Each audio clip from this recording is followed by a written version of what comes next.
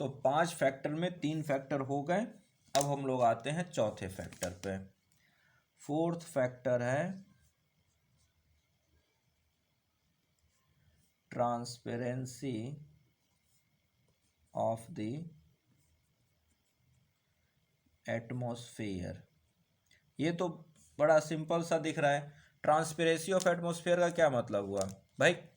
अगर आसमान साफ है तो ज़्यादा ट्रांसपेरेंट है। आसमान पे बादल आ गए, ट्रांसपेरेंसी कम हो गई। आसमान में धूल कण ज़्यादा आ गए, ट्रांसपेरेंसी कम हो गई। तो रास्ते में जितनी चीज़ें आएंगी, सनलाइट और अर्थ के बीच में जितनी ज़्यादा चीज रुकावटें आएंगी, उतना ही उसका इंसोलेशन क्या होगा, कम होता चला जाएगा। क्योंकि रिफ्लेक्शन, रिफ्रैक्शन सब कुछ होना है। एब्जॉर्प्शन, रिफ्लेक्शन, रिफ्रैक्शन और एब्जॉर्प्शन तीनों चीज़ें होनी है। तो अगर बादल आएगा तो बादल भी क्या है, रिफ्लेक्शन करेगा, रिफ्रैक्शन करेगा और एब्जॉर्प्शन करेगा। धूल कण आ गए यानी डस्ट पार्टिकल्स आ गए, वो भी क्या करेंगे, रिफ्लेक्शन और स्कैटरिंग करेंगे। रिफ्रैक्शन और रिफ्लेक्शन और स्कैटरिंग। रिफ्रैक्शन वो नहीं करेंगे, वो सिर्फ रिफ्लेक्शन और स्कैटरिंग करेंगे। ठीक है।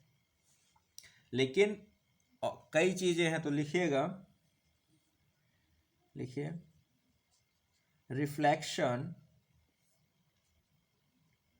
From dust, salt and smoke particles reflects short wave solar radiation to space। अब यहाँ ये देखिए, अब यहाँ थोड़ा समझिए, क्या लिख दिया, शॉर्ट वेव। तो हमें पता है ना, सन से आने वाली जो वेव्स होती हैं वो शॉर्ट वेव हैं। जब वो रिफ्लेक्ट अर्थ सरफेस से टकरा कर रिफ्लेक्ट होती हैं तब वो लॉन्ग वेव है। और लॉन्ग वेव ही क्या होती हैं, एब्जॉर्ब होती हैं, उन्हीं की हीट एब्जॉर्ब हो पाती है। और हमने जो 7 लिखे थे, जो हमने 7 लिखे थे, वो 7 कैसे हैं, वो इसी तरह से तो हैं जी। शॉर्ट वाले रिफ्लेक्ट हो जाते हैं, रिफ्रैक्ट हो जाते हैं, लेकिन जो लॉन्ग वाले हैं, विजिबल वाले लॉन्ग वेव लेंथ है, इंफ्रारेड वाले लॉन्ग वेव लेंथ है, वो अर्थ तक आते हैं और रिफ्लेक्ट होकर क्या करते हैं, एब्जॉर्ब होकर लिए जाते हैं। लेकिन रेडियो वेव और माइक्रोवेव, उनके पास एनर्जी बहुत कम है, तो उनका इफेक्ट नहीं पड़ता, लेकिन वो भी अर्थ तक आती हैं। ठीक। नेक्स्ट पॉइंट लिखिएगा, clouds also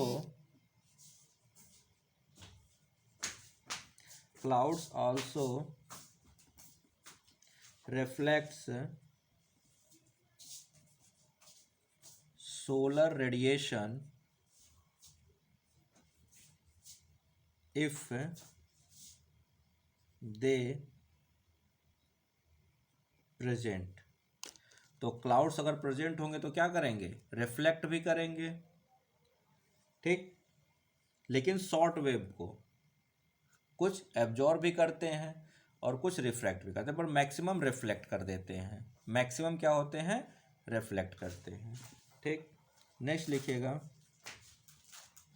also certain gases, water vapour and dust particles reflects, scatters and absorbs solar radiation। ठीक। नेक्स्ट पॉइंट लिखिए, so areas with heavy cloudiness, so areas with heavy cloudiness लिखिएगा। So area with heavy cloudiness and turbid atmosphere will receive lesser amount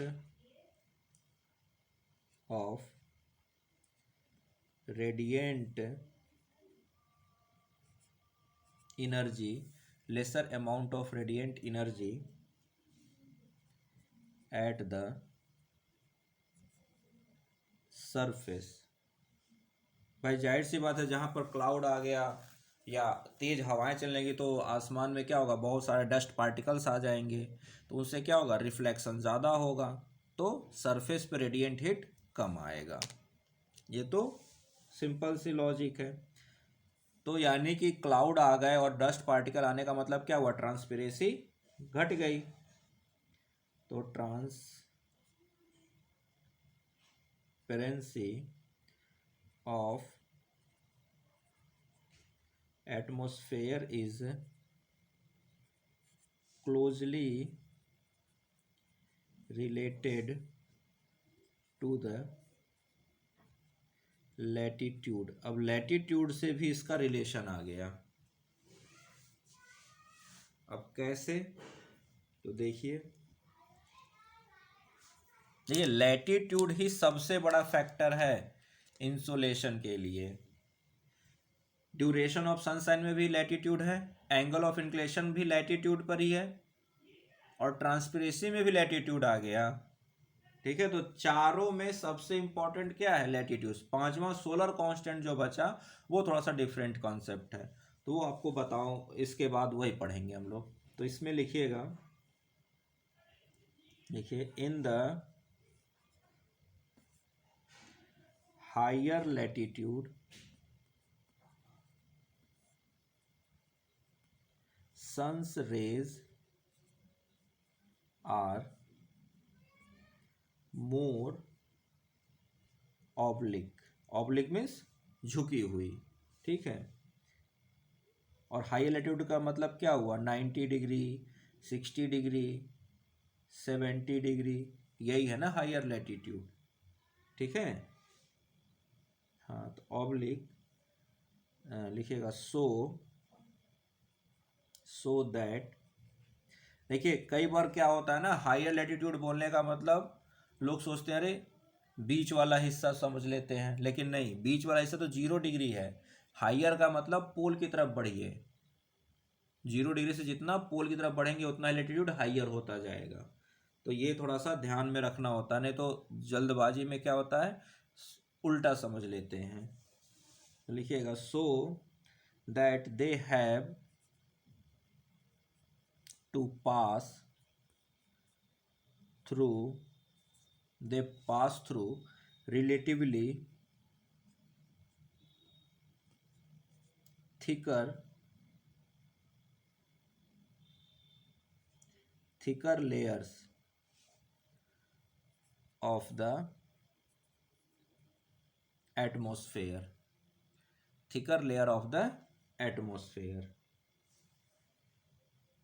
that thicker than thicker layer of atmosphere than at lower latitude। भाई जाहिर सी बात है कि atmosphere जो है, जब मौसम ठंडा होगा तो डेंसिटी भी बढ़ेगी।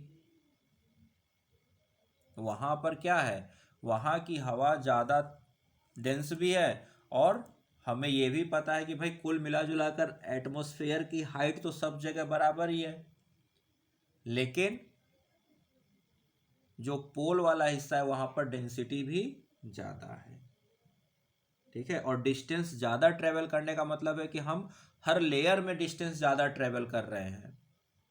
90 डिग्री के लिए अगर डिस्टेंस, हाँ तो इस डिस्टेंस ज़्यादा ट्रेवल करना पड़ रहा है, ठीक है। तो डिस्टेंस का मतलब क्या हुआ, थिकनेस ही तो हुआ।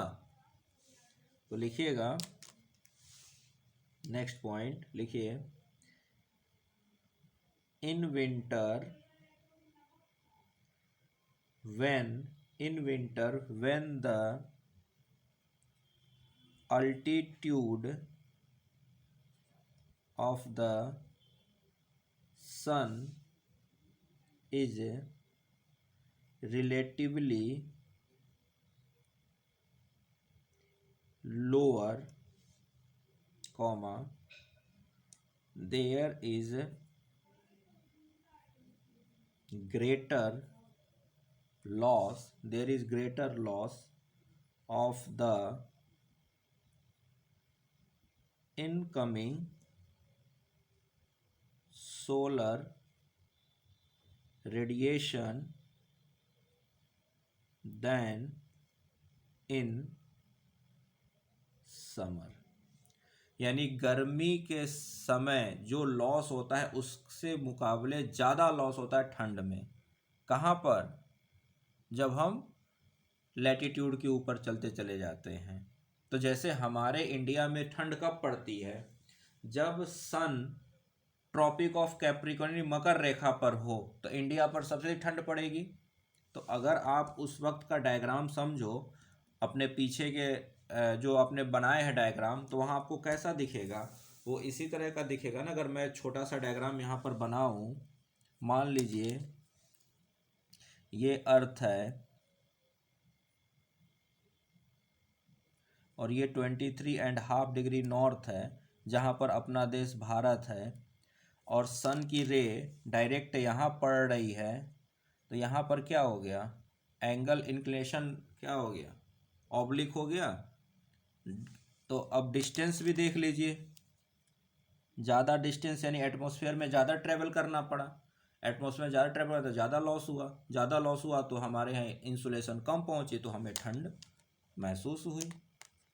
तो ठंड में इंसुलेशन कम आती है या इंसुलेशन कम आई इसलिए ठंड हो गई।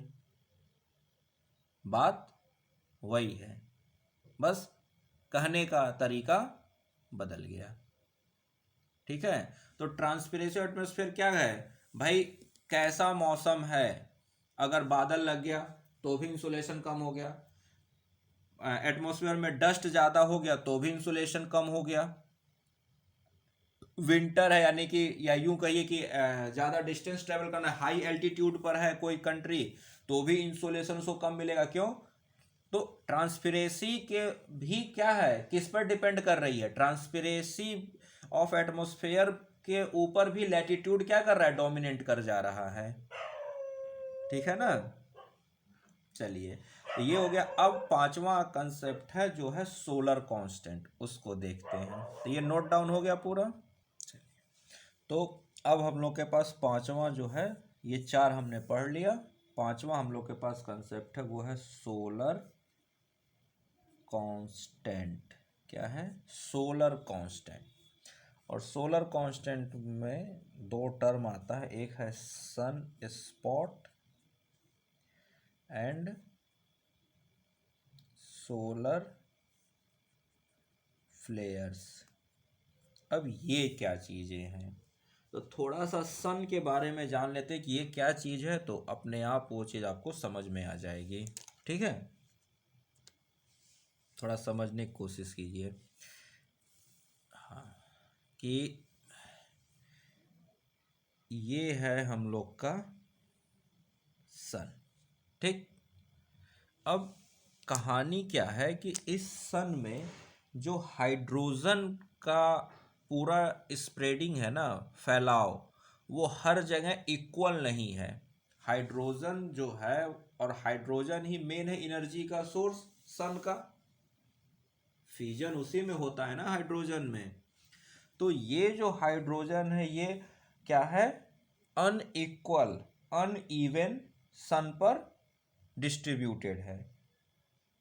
जैसे मान लीजिए ये यहाँ है, यहाँ पर हाइड्रोजन की मात्रा ज़्यादा है। आप ये मत समझिए कि वो पूरा इक्वली डिस्ट्रीब्यूटेड हाइड्रोजन सब जगह एक जैसा है, ऐसा नहीं है। सन को अध्ययन करेंगे तो वहाँ भी कई चीज़, जैसे है ना अर्थ पे हर जगह लैंड एक जैसी नहीं है, कहीं पर ऊंची है, कहीं पर नीची है, कहीं पर है ही नहीं, कहीं पर समुद्र है ना। तो वैसे इस अर्थ सन पे भी हाइड्रोजन का डिस्ट्रीब्यूशन एक जैसा नहीं है। मान लीजिए कहीं पर ये कंडीशन है, कहीं पर ये ऐसा है कि यहाँ पर हाइड्रोजन बहुत कम है, ठीक है। कहीं पर ऐसी कंडीशन है, यहाँ पर हाइड्रोजन बहुत ज़्यादा है। तो ये जो अनइक्वल डिस्ट्रीब्यूशन ऑफ हाइड्रोजन है, इसी को हम अलग अलग नाम दिए हुए हैं। तो जैसे ये जहाँ पर हाइड्रोजन ज़्यादा है, जहाँ पर हाइड्रोजन ज़्यादा, इसको कहा जाता है सोलर फ्लेयर्स, यानी कि यहाँ लिख लीजिए हाई अमाउंट ऑफ हाइड्रोजन। अब ये मत पूछिए कि सर क्यों कहीं पर इतना ज़्यादा है, क्यों कहीं इतना कम है। ये ना आपके कोर्स में है, ना आपसे पूछा जाएगा, और ये नासा वाले भी अभी सोर्स रिसर्च ही कर रहे हैं। जब नासा और इसरो रिसर्च कर रहा है तो हम कैसे आपको बता दें, ठीक है ना। हाँ, तो हाई अमाउंट ऑफ हाइड्रोजन, इसका मतलब है कि यहाँ पर क्या है, बताइए। यहाँ पर है नॉर्मल एनर्जी, यानी सन में जितनी एनर्जी होनी चाहिए उतनी एनर्जी है। हाई एनर्जी नहीं है, जितनी होनी चाहिए उतनी है। भाई आप जितना कंटेंट चाहिए उतना कंटेंट आपको मिल रहा है तो आप उतना ही पढ़ पाओगे ना। अगर आपको लो कंटेंट मिलेगा तो आप लो पढ़ोगे। हाई कंटेंट कुछ नहीं होता, हाई कंटेंट कुछ नहीं होता, सिलेबस के आधार पर जो है वही कंटेंट आपको मिलेगा तो उतना आप पढ़ोगे। अगर सिलेबस के आधार पर आपको कंटेंट कम मिल रहा है तो आप कम पढ़ोगे, ठीक है। तो वही यहाँ पर है, जितना हाइड्रोजन चाहिए उतना हाइड्रोजन है तो नॉर्मल एनर्जी। अब मान लीजिए यहाँ पर ये ग्रीन वाला स्पॉट, यहाँ इसको कहा जाएगा सन स्पॉट। सन स्पॉट का मतलब क्या हुआ, लो अमाउंट ऑफ हाइड्रोजन। इसका मतलब यहां पर होगा देयरफॉर लो एनर्जी। तो यहीं पर आपसे शब्दों में आपको फंसा देगा, लिख देगा solar flare have higher energy and sunspot have lower energy. तो सेंटेंस गलत हो गया। Solar flare have the normal energy and sunspot have the low energy. हाँ, अगर दोनों में कंपेयर कर दिया कि solar flare have the higher energy than sun spot तो सेंटेंस सही है, क्योंकि low normal energy low energy से ज्यादा है ना। समझिए बात को, अगर दोनों को कंपेयर कर दिया कि solar flares have more energy than sun spot तो सेंटेंस सही है। लेकिन अगर दोनों को अलग अलग लिखे कि सोलर एनर्जी है, solar flares have higher energy and sun spots have the low energy तो सेंटेंस गलत हो गया वहीं पे। Solar flares have the normal energy and sun spots have the low energy, ठीक है। तो ये सोलर फ्लेयर और सन स्पॉट क्या है, क्यों है, क्योंकि अनइक्वल डिस्ट्रीब्यूशन ऑफ हाइड्रोजन है ना। फीजन होना है, फीजन हाइड्रोजन की वजह से जहां पर हाइड्रोजन के अमाउंट ज्यादा होगा वहां पर हाई फीजन होगा, हाई एनर्जी रिलीज होगी। जहां हाइड्रोजन कम है वहां लो फीजन होगा, यानी कम फीजन होगा, वहां पर क्या होगा, कम एनर्जी रिलीज होगी, ठीक है। तो लिखिएगा, लिखिए solar flares and sorry solar नहीं, sun spot, sun spot because of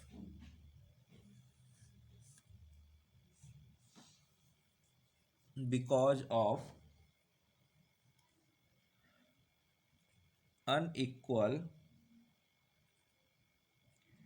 distribution of hydrogen. तो जब अनइक्वल डिस्ट्रीब्यूशन हाइड्रोजन हुआ तो लिखिएगा सरफेस एरिया। किसका सरफेस एरिया? सन का सरफेस एरिया। तो surface area covered by sun spot approximately equal to surface area covered by solar flares। तो सन का अगर मान लीजिए 100 यूनिट सरफेस एरिया है, 100 किलोमीटर स्क्वायर अगर मान लेते सन का सरफेस एरिया है, तो 50 किलोमीटर स्क्वायर पर सोलर स्पॉट होगा, 50 किलोमीटर स्क्वायर पर सोलर फ्लेयर्स होंगे, लगभग बराबर। इसी वजह से सन की एनर्जी हमेशा बराबर ही रेडिएट होती रहेगी। ठीक है, कहीं नॉर्मल तो कहीं लो, कहीं पर नॉर्मल कहीं लो। तो नॉर्मल और लो एनर्जी रेडिएट होती है, वो हर जगह क्या है, ओवरऑल अगर हम जोड़े तो वो बराबर है। लेकिन फिर हमारे ऊपर क्या इफेक्ट आ गया? तो होता क्या है कि ये जो सन स्पॉट और सोलर फ्लेयर्स है ना, इनकी जगह बदलती रहती है। क्या होती है? इनकी पोजीशनिंग आपस में बदलती रहती है। ठीक है, तो दिक्कत ये है। और वो कैसे बदलती है वो हमें नहीं मालूम, लेकिन कब बदलेगी उसकी एक ऑब्जर्वेशन किया लगातार कई सालों तक, तो एक हमें आइडिया मिला कि लगभग हर 11 साल पर पोजीशनिंग बदल जाती है। लगभग 11 साल की साइकिल होती है। अगर वहाँ सन स्पॉट है तो 11 साल बाद वहाँ सोलर फ्लेयर्स आ जाएंगे। ठीक है, पोजीशनिंग बदल जाती है। यानी कि हो क्या रहा है, जो बंडल है हाइड्रोजन का वो मूव कर रहे हैं। हाइड्रोजन क्या है, सन में बंडल्स के फॉर्म में मौजूद है। कहीं पर जितने हाइड्रोजन चाहिए उतने हाइड्रोजन है, कहीं पर क्वांटिटी से कम हाइड्रोजन है किसी बंडल में, और वो बंडल क्या कर रहे हैं, एनर्जी रेडिएट कर रहे हैं।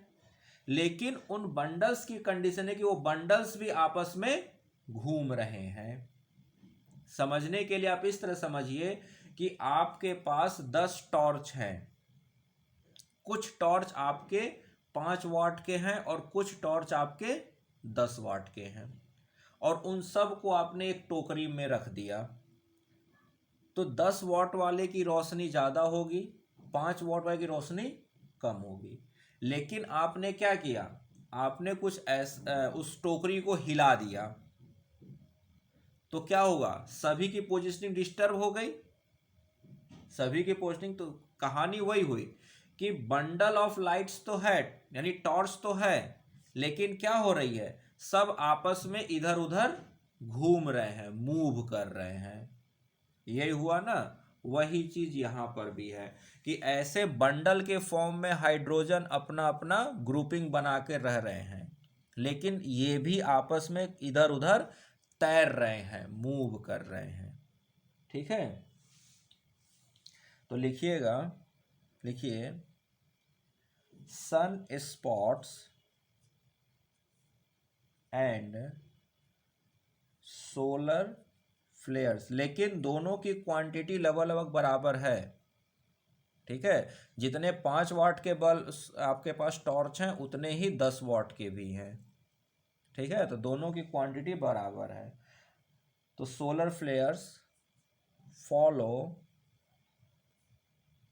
follows the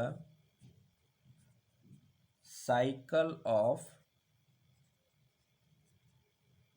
11 years cycle. क्या, अप्रॉक्स लगभग 11 साल में उनका एक मतलब इंटरचेंज वगैरह हो जाते हैं। ठीक है, लेकिन इससे हमें क्या इफेक्ट आया? अब देखिए, सन जो है वो रोटेशन करता है कि नहीं करता? तो सन का रोटेशन हमारे लिए निग्लिजिबल है, सन का रोटेशन हमारे लिए निग्लिजिबल है। अब थोड़ा सा इसको समझिए। मान लेते हैं ये हम लोग की अर्थ है, ठीक है।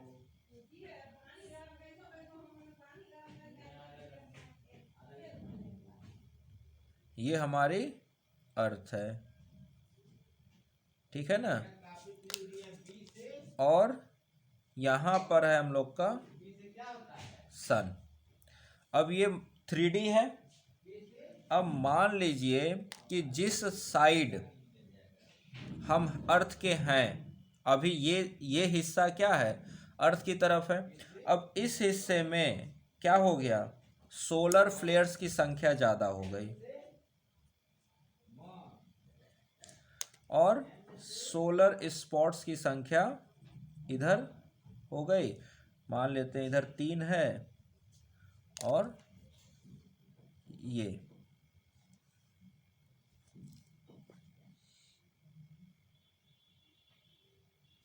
ठीक, ऐसा हो गया। तो अगर ऐसी कंडीशन हो गई कि सन सोलर फ्लेयर्स क्या हो गए, सन की तरफ, हमारे अर्थ की तरफ ज़्यादा हो गए।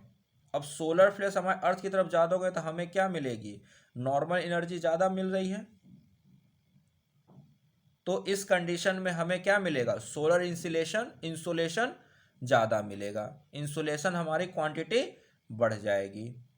अब इसी कंडीशन को चेंज कर देते हैं। क्या कर दिया जाए, 11 साल बाद क्या हुआ, 11 साल तक हमने हाई इंसोलेशन रिसीव किया। अब 11 साल बाद कंडीशन क्या हो गई, सोलर स्पॉट्स ज़्यादा हो गए और सोलर फ्लेयर्स कम हो गए। फ्लेयर्स ज़्यादा कहाँ चले गए, इस साइड आ गए। तो अब हमें क्या है, सूर्य से निकलने वाली एनर्जी कम हो गई क्योंकि सन स्पॉट हमारी तरफ ज़्यादा आ गया। तो हमारे साइड जो एनर्जी निकल आ रही है वो कम आ रही है।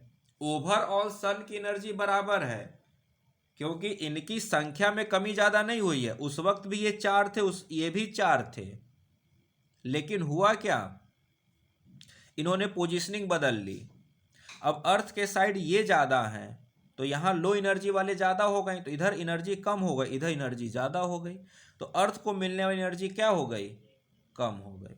तो सोलर से, सूर्य से निकलने वाली एनर्जी ओवरऑल तो इक्वल है, लेकिन अर्थ के साइड जो एनर्जी निकल रही है वो क्या हो गई, कम हो गई। फिर से समझते हैं इसको।